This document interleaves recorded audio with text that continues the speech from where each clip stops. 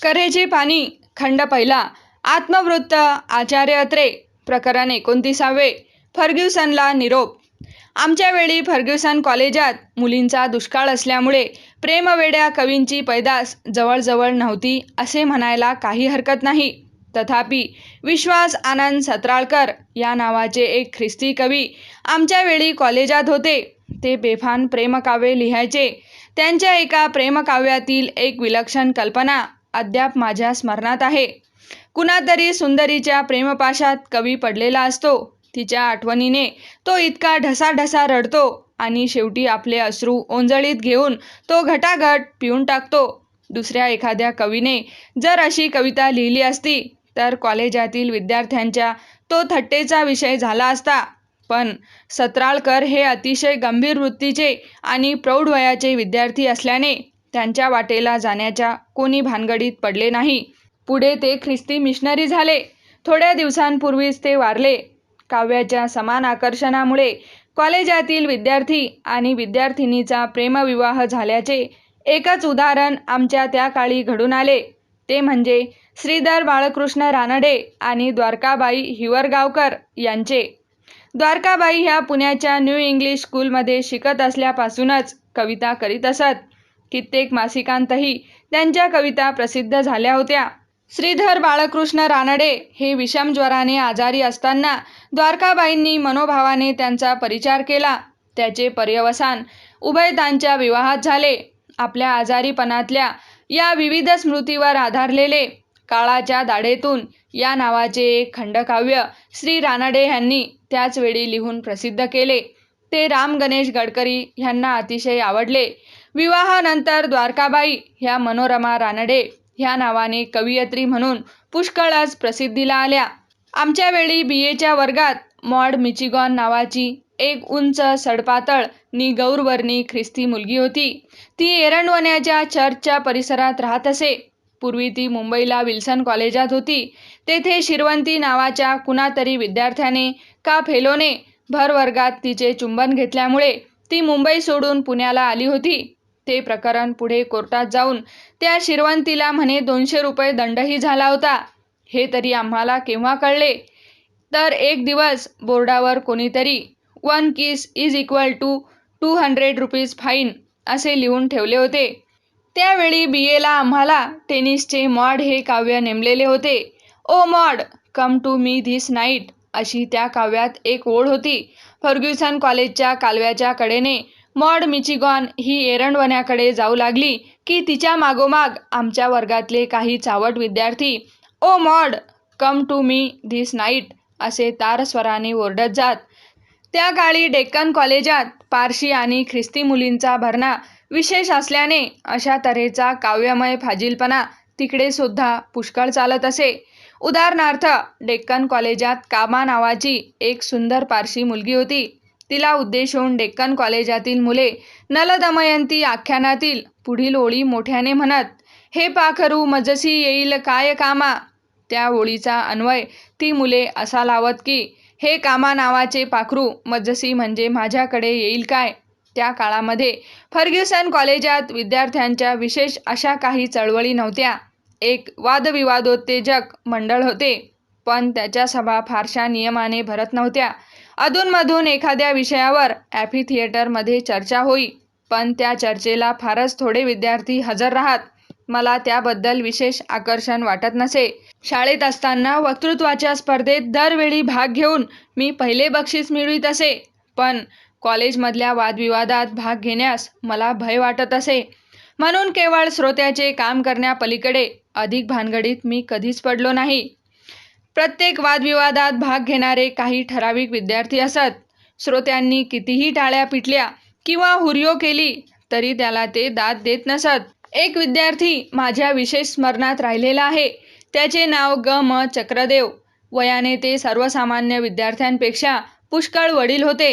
कारण प्रत्येक परीक्षेत 2-2, 3-3 वर्षे नापास होण्याचा त्यांनी जणू चंगच बांधला होता. त्यामुळे फर्ग्युसन कॉलेजातल्या विद्यार्थ्यांचे ते दादा समजले जात असत. वादविवादात त्यांनी भाग घेतला नाही असा एकही प्रसंग मला आठवत नाही. व्यासपीठावर यावयास त्यांनी जरा उशीर केला की उठा चक्रदेव, उठा चक्रदेव असा त्यांच्या नावाने विद्यार्थ्यांनी ओरडा केलाच म्हणून समजावे. तेही विद्यार्थ्यांच्या थट्टा मस्करीला नि टवाळकीच्या आरडाओरडीला पुरून उरण्याइतके निगरगट्ट होते.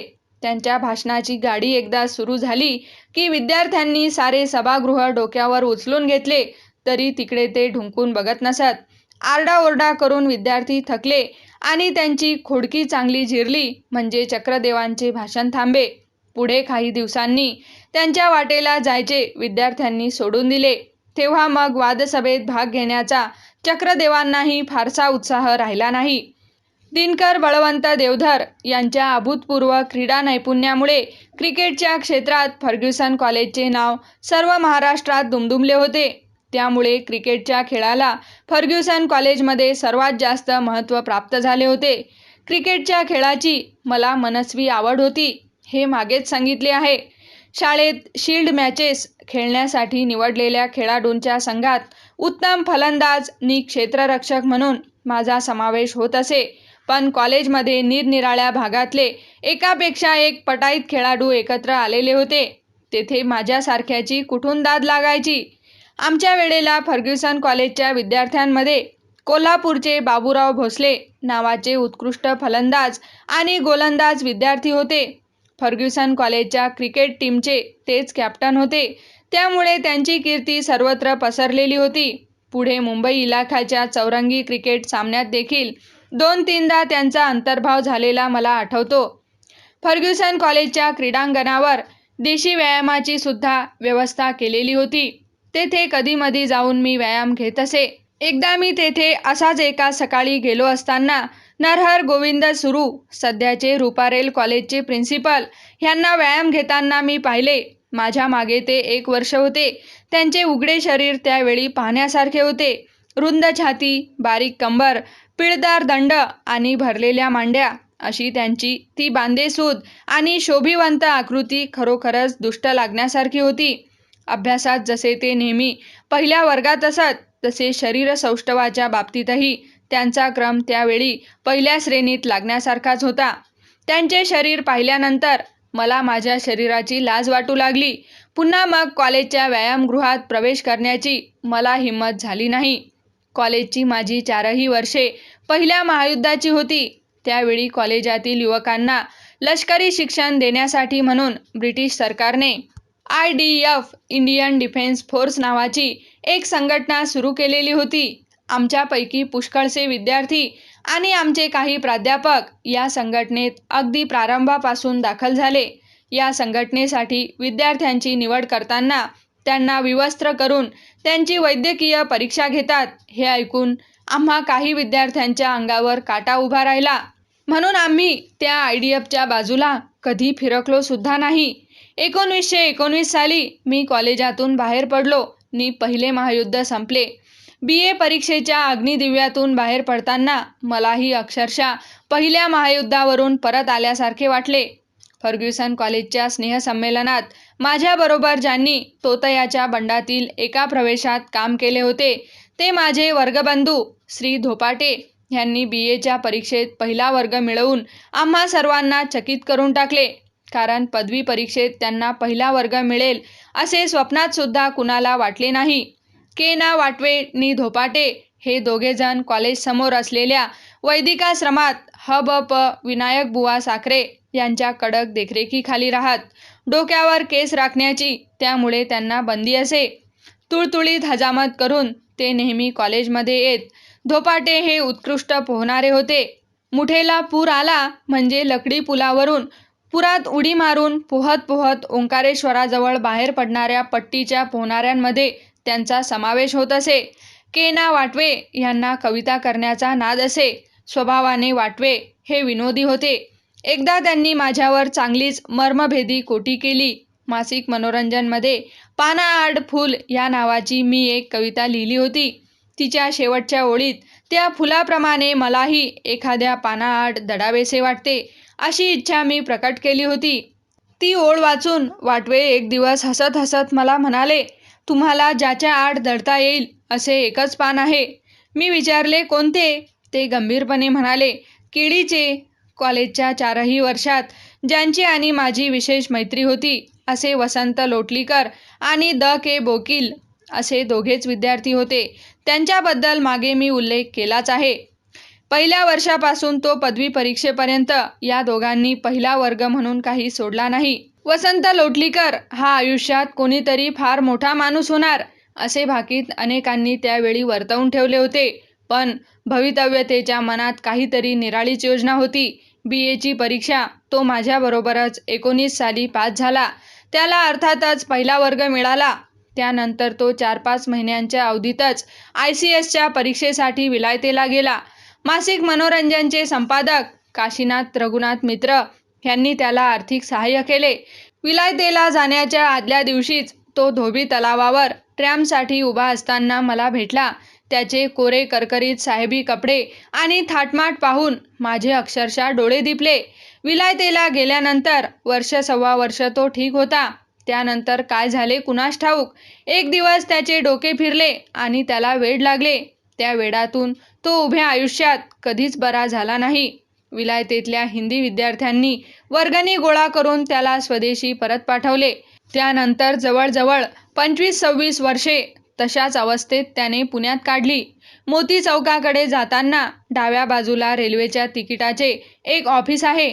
त्याच्या शेजारी असलेल्या उंच इमारतीच्या 3ऱ्या मजल्यावर खिडकीत विडी ओढीत आणि आभाळाकडे विमनस्कपणे पाहत तो नेहमी बसलेला मला दिसे.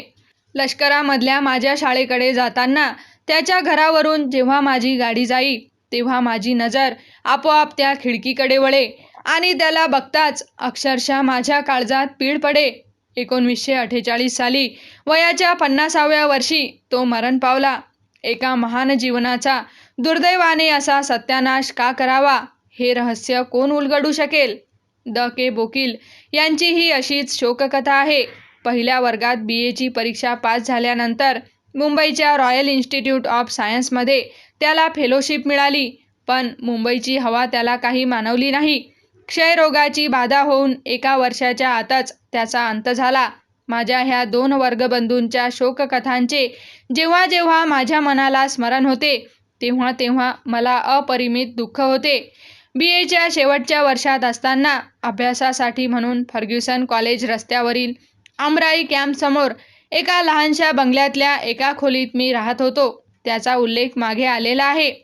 माझ्या शेजारच्या खोलीत गोडबोले, लिखिते आणि नेने ह्या नावांचे 3 विद्यार्थी राहत होते. कॉलेजच्या पहिल्या वर्षात त्यावेळी ते होते. या सुमारास धो कर्वे, पुढे फर्ग्युसन कॉलेजचे प्रिन्सिपल कर्वे ह्यांनी कॉलेजच्या त्रैमासिकात ईश्वर या नावाचा एक निबंध लिहिला. या जगात ईश्वर नाही अशी नास्तिक भूमिका त्यांनी त्या निबंधात मांडली होती. त्या निबंधाने माझ्या शेजारच्या खोलीत राहणाऱ्या त्या 3 विद्यार्थ्यांच्या मनात खूपच खळबळ उडवून दिली.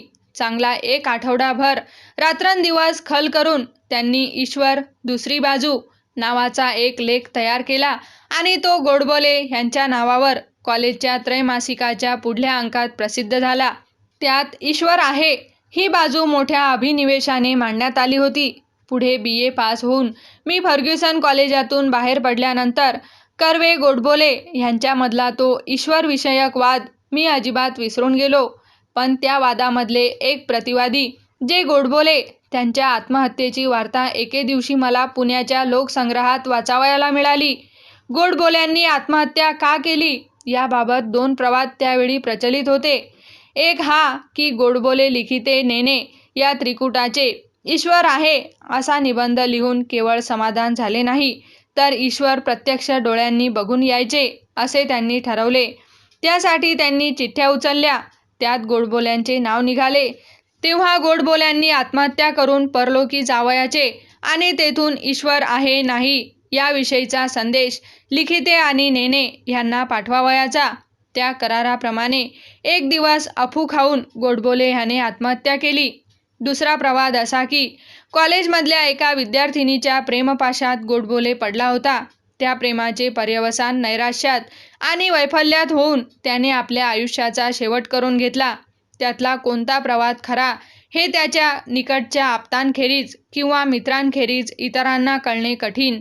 एका तरुण देशभक्ताची आत्महत्या या मथळ्याखाली ही बातमी पुण्याच्या लोकसंग्रहाने प्रसिद्ध केली होती आणि त्याखाली मरण्यापूर्वी गोडबोल्यांनी लिहिलेले पत्र छापले होते. मरणाच्या उंबरठ्यावर बसून मी हे पत्र लिहितो आहे अशी त्या पत्राची पहिली ओळ होती. ती ओळ वाचताच मी डोळे मिटले. पुढचे पत्र मला वाचवेना. आत्महत्या करणारा सदर तरुण गोडबोले हा महाराष्ट्र शाकुंतलकर्ते केशवराव गोडबोले ह्यांचा धाकटा भाऊ होता. त्याचे मित्र श्री लिखिते हे फलटण संस्थानात पुढे सब जज झाले आणि श्री नेने हे पुढे बॅरिस्टर होऊन पूर्व आफ्रिकेत प्रॅक्टिस करावयास गेले. फर्ग्युसन कॉलेजमधील माझ्या 4 वर्षांच्या काळातल्या एवढ्या आठवणी मला सांगण्यासारख्या वाटल्या त्या मी सांगून टाकल्या. 13 जून 1919 रोजी BA झाल्यानंतर ह्या कॉलेजचा नी माझा संबंध संपला. वामन शिवराम आपटे, गोपाळराव आगरकर, लोकमान्य टिळक, नामदार गोखले यांच्यापासून तो तहत अण्णासाहेब कर्वे आणि रँगलर परांजपे यांच्यापर्यंत महाराष्ट्रातल्या महापुरुषांची नावे ज्या संस्थेशी निगडीत आहेत त्या पवित्र विद्यामंदिरात 4 वर्षे अध्ययन करण्याचे भाग्य आपल्याला लाभले ही कृतज्ञतेची जाणीव मनात बाळगून मी अत्यंत जड अंतकरणाने फर्ग्युसन कॉलेजचा निरोप घेतला. फर्ग्युसन कॉलेजचे माझ्यावर अनंत उपकार आहेत. माता, मातृभूमी आणि मातृशाला यांचे ऋण कधीच फेडता येणार नाहीत. समाप्त. नवनवीन पुस्तके ऐकण्यासाठी आमच्या चॅनलला सबस्क्राईब, लाईक व शेअर करा आणि तुमच्या काही प्रतिक्रिया असल्यास आम्हाला नक्की कळवा. धन्यवाद. जय हिंद.